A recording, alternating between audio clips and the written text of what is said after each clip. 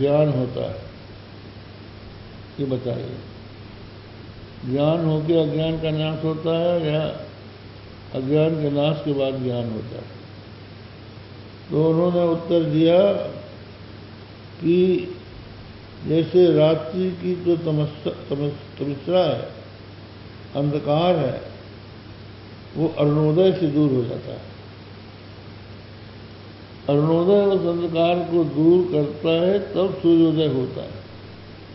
उसी प्रकार महावृत्ति से जब ब्रह्माकार वृत्ति से जब अज्ञान का निवारण हो जाता है, तो आत्मा रूपी स्वयं प्रकाश परमात्मा अभिव्यक्त हो जाता है।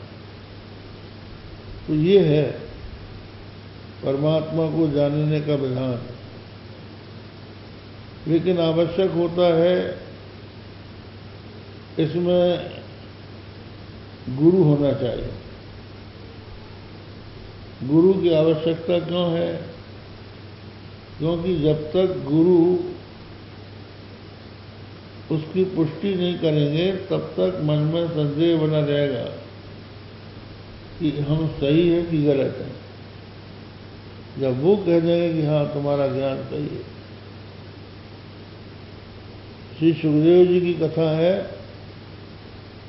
वो वीतराग महापुरुष थे, परमहंस थे। तो उनके हृदय में जिज्ञासा उत्पन्न हुई। तो वो जिज्ञासा की शांति के लिए अपने पिता कृष्णद्वैपायन व्यास के पास गए। उन्होंने उनको ब्रह्मज्ञान का उपदेश दिया, लेकिन उनको यथावत उपदेश दिया। फिर भी संदेह रहा कि ये हमारे पिता है, इसलिए संभव है कि ये एक वो बस बोल रहे हो। उस ज्ञान में पूरा विश्वास नहीं हुआ। तो उस बात को व्यास जी समझ गए और उन्होंने कहा कि आप जाइए राजा जनक के पास। तो राजा जनक ने पहले उनकी परीक्षा ली। पहले तो बहुत दिनों तक मिले ही नहीं, फिर उसके बाद अपने निवास में रख दिया। अपनी रानियों से कहा उनकी खूब सेवा करो। जब उनका मन बिल्कुल विचलित नहीं हुआ, तो उन्होंने अपने पास बुलाया और कहा कि जो तुमको पिताजी ने उपदेश दिया है वो सत्य है, वही ठीक, पक्का हो गया। यहाँ भी ब्रह्मा जी कहते हैं कि उपनिषद चक्षु है और गुरु सूर्य है। आपके नेत्रों के सामने घट रखा है, किंतु यदि प्रकाश नहीं होगा तो घट का ज्ञान नहीं होगा। तो ये माना जाता है कि हमारी जो इंद्रियां हैं अपने विषय के प्रकाश के लिए तब समर्थ होती हैं जब उनके अधिष्ठात्री देवता से वे अनुग्रहित हों। तो आँख का जो देवता है, अधिष्ठात्री देवता, वो सूर्य है। तो जैसे सूर्य के आलोक में नेत्र घट को जानता है, उसी प्रकार उपनिषद तो है आँख और गुरु है सूर्य। तो वो जब बतलाते हैं तो समझ में आता है। इसलिए ये कहा है श्वेताश्वतर उपनिषद में, यस्य देवे परा भक्ति यथा देवे तथा गुरु तस्यैते कच्चा यथा प्रकाशन्ते महात्मना। जिसकी अपनी इष्ट देवता में परा भक्ति है और जैसी इष्ट देवता में भक्ति है वैसी गुरु में है, उसी महापुरुष को परमात्मा उपनिषद के अर्थ प्रकाशित होते हैं। तो इस तरह से उपनिषद रूपी चक्षु से गुरु रूपी सूर्य के प्रकाश में ब्रह्म साक्षात्कार हो जाता है। तो फिर उसके सामने कोई समस्या नहीं रहती फिर तो उसको संसार समुद्र पार नहीं करना पड़ता, संसार समुद्र उसके लिए रह ही नहीं जाता है। केवल एक उपचार की बात होती है कि वो संसार से पार हो गए। ऐसे तरंती व भवानिताम मुझे,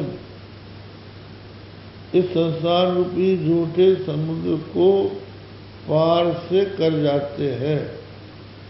वास्तव में संसार समुद्र हो तब तो पार करें, वो तो है ही नहीं, अज्ञान से दिखाई पड़ रहा है। इस प्रकार उन्होंने भगवान के महत्व का, उनके वास्तविक पारमार्थिक स्वरूप का वर्णन किया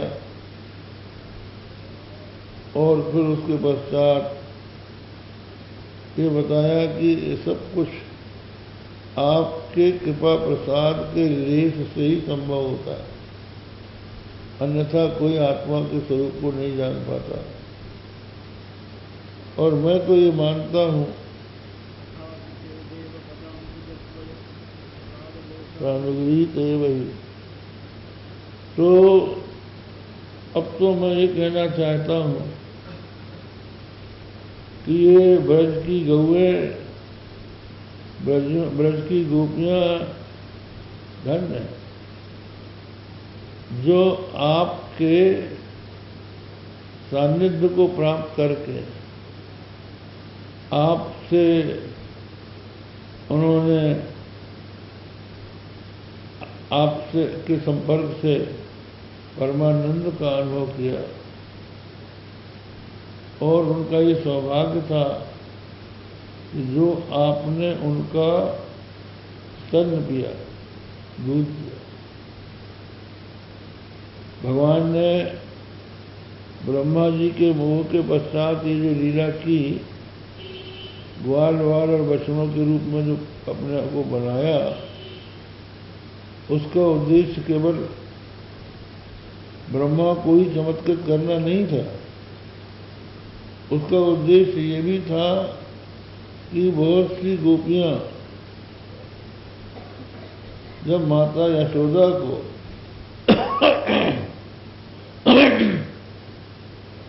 अपने